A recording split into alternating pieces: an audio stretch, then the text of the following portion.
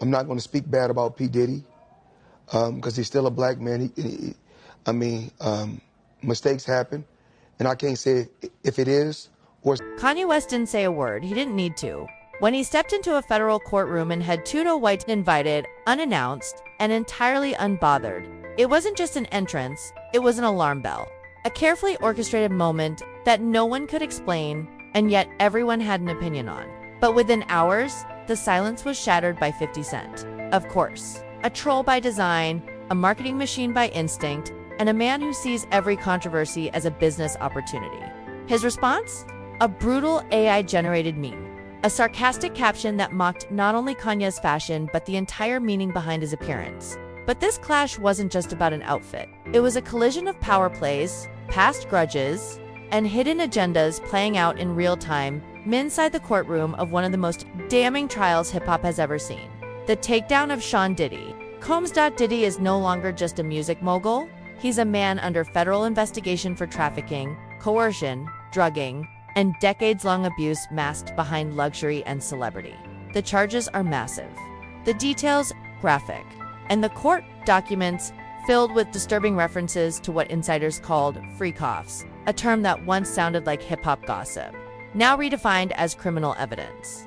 In that environment, the last thing anyone expected was Kanye West silent, draped in white, with no legal obligation, appearing voluntarily at the courthouse. He wasn't listed as a witness. He wasn't subpoenaed.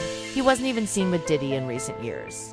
And yet, he walked into that space like a man fulfilling a prophecy, symbolism dripping off him, white robe, .com expression, no cameras, no comments. Just enough mystery to make the internet implode. Some thought it was solidarity, others thought it was performance art, but to 50 Cent, it was comedy. Within hours, he posted a photoshopped image of himself wearing the same white fit, mocking Kanye's appearance with the caption, "We are wearing white in honor of the freak-offs. Damn thee. You should have brought your dirty little wife with that Grammys outfit." Brutal. Unfiltered 100% and the internet couldn't get enough. But this wasn't just a jab, it was strategy, because while Kanye was being cryptic, 50 was being calculated. He knew the timing. Just weeks earlier, 50 teased a new documentary series rumored to expose the dark underbelly of hip-hop's elite. The pitch dramatized Expo UA, inspired by none other than Diddy, and now, with Diddy's name back in headlines, Kanye walking into court like a holy disruptor, and memes flying faster than subpoenas. 50 saw an opportunity to dominate the moment and monetize it. Kanye and Diddy weren't publicly closed. Not anymore. Their last meaningful collaboration, almost 2 decades ago. Diddy once called Kanye a genius. Kanye once said Diddy shaped the game. But in recent years, their paths diverged. Diddy chased billionaire status. Kanye burned down every bridge in the industry and started building his own island. Then came Bianca, then came barefoot fashion shows. Then came anti-Semitism, brand cancellations, public breakdowns, and lawsuits. Kanye became unpredictable and largely isolated. So why show up at the Diddy trial? That's the question. Some believe it was a move of loyalty, a quiet stand for an old friend who stood with him when the world walked away. Others believe it was a personal statement. Kanye inserting himself into history like he's done with every major cultural flashpoint since 2005. Katrina, Taylor Swift, Trump, George Floyd, Adidas. Every chapter in his story is punctuated by a moment like this, unexpected, unexplained, unforgettable. And then there's the third theory. Kanye showed up not for Diddy, not for justice, but for himself. Think about it, he's been silent for months. No interviews, no music, just rumors of a new project. What if this was the rollout? A silent protest, a visual thesis, something he'll explain later in lyrics or in a Yeezy campaign. It wouldn't be the first time Kanye doesn't promote like normal people. He hijacks moments, injects himself into controversy, and lets the chaos do the marketing. But this time, 50 hijacked the hijack. Let's not forget, 50 and Kanye have history, and it's weird. In 2007, they staged the now infamous album battle. Graduation versus Curtis, Kanye won. 50 didn't retire like he said he would, but the rivalry became lore. Since then, they've swerved between Cold War and meme war. 50s mocked Kanye's mental health, presidential run, church services, his wife, his breakdowns, his fashion. Kanye, meanwhile, mostly stays silent. He doesn't fight back, he absorbs it, like a monk, or a martyr, or maybe just someone who doesn't care. But 50 cares. He's built a second empire on timing and trolling. When he sees a viral moment, he doesn't just join it, he weaponizes it. And that's what this was, weaponized mockery. He wasn't just calling out Kanye's clothes. He was challenging the entire narrative. What are you doing here? Why are you dressed like a preacher at a funeral? Do you actually stand for something? Or are you just addicted to the performance?